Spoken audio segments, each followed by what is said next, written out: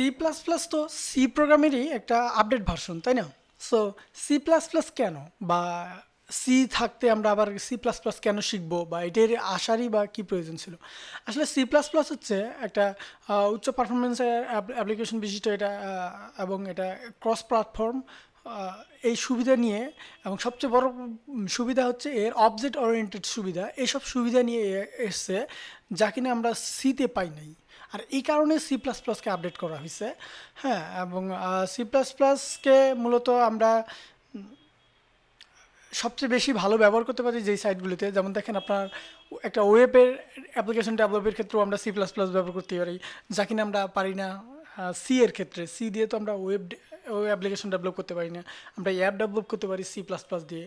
হ্যাঁ, এবং আরও অন্যান্য বিষয়ের জন্য আমাদের সি এর পরে সি প্লাস প্লাসে আসার প্রয়োজন হয়েছে। এবং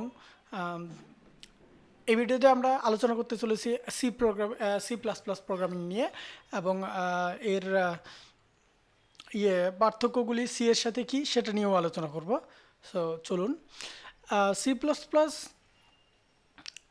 বিশ্বের অন্যতম জনপ্রিয় প্রোগ্রামিং ভাষা, যা আমরা গ্রাফিক ডিজাইনার একটু আগে বলছিলাম যে আমরা ওয়েব অ্যাপ্লিকেশনের জন্য এটা ব্যবহার করে থাকি।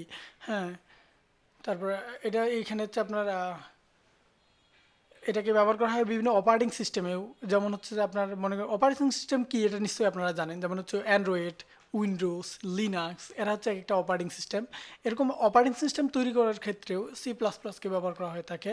এছাড়া আমরা তো বলছি যে এটা দ্বারা আমরা ওয়েব অ্যাপ্লিকেশন ডেভেলপ করতে পারি, ওয়েবের ব্যাকএন্ড ডেভেলপের জন্য হেল্প করে থাকে। তারপরে হচ্ছে আরও মজার ব্যাপার হচ্ছে যে সি প্লাস প্লাস শেখাটাও অনেক সহজ। যেমন হচ্ছে আপনার এটা হচ্ছে আপনার সি, সি শার্প, জাভা এর কাছাকাছি হওয়ার কারণে এটা শেখাটাও অনেক সহজ। এখন আমরা জানবো যে সি প্লাস প্লাস আর সি এর মাঝে পার্থক্যটা কী। মোটামুটি এতক্ষণ যা বলছি তার ভিতরে একটা মোটামুটি আপনারা ধারণা পেয়ে গেছেন যে এদের মাঝে আসলে পার্থক্যটা কী। এবং মূলত সবচেয়ে বড় পার্থক্য হচ্ছে যে সি প্লাস প্লাস হচ্ছে অবজেক্ট ওরিয়েন্টেড প্রোগ্রামিং ল্যাঙ্গুয়েজ, যা সি নয়। সো এখন এই ভিডিওটা, এই পুরো প্লে লিস্টটা বা এই ভিডিওগুলি কার জন্য? যারা বেসিকভাবে সি প্রোগ্রামিং শিখেছেন, অথবা যারা সি প্রোগ্রামিং শিখেন নাই, উভয়ের জন্যই আমি মূলত এই প্লে লিস্টটা তৈরি করতে যাচ্ছি। হ্যাঁ, সো এখন আমার কথা হচ্ছে যে সি প্রোগ্রামিংয়ে আপনার সি প্লাস প্লাস শেখার জন্য আপনার কী কী লাগতে পারে। প্রথমত, সব প্রোগ্রামিং ল্যাঙ্গুয়েজ শেখার ক্ষেত্রে আপনার যেমন একটা কোড এডিটর লাগবে, সি প্রোগ্রামিংয়েও আপনার কোড এডিটর লাগবে। এখানে আপনি যে কোনো ধরনের কোড এডিটর ব্যবহার করতে পারেন। তবে আমরা বা আমি এই ভিডিওতে বা এই প্লেলিস্টের সব ভিডিওতে বরাবরই কোড ব্লককে ব্যবহার করার চেষ্টা করব।